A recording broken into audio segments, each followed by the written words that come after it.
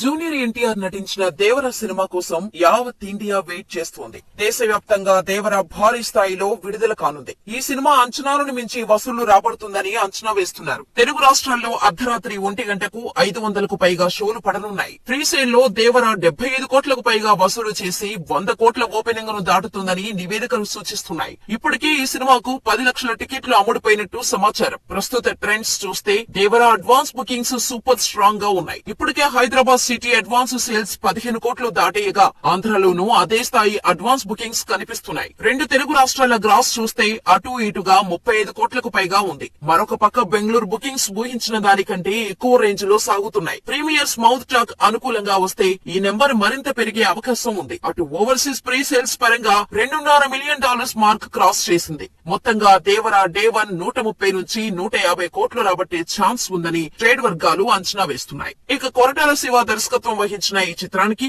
Censor US certificate ఇచ్చింది. Janhvi Kapoor heroine గా నటించగా సైఫ్ అలీ ఖాన్, ప్రకాష్ రాజ్, శ్రీకాంత్, షైన్ టామ్ చాకో కీలక పాత్రలలో నటించారు. రత్నవేలు సినిమాటోగ్రఫీ అందించగా సాబు సిరిల్ ప్రొడక్షన్ డిజైన్ చేశారు. మరి దేవర ఫస్ట్ డే ఎంత రాబడుతుందో చూడాలి.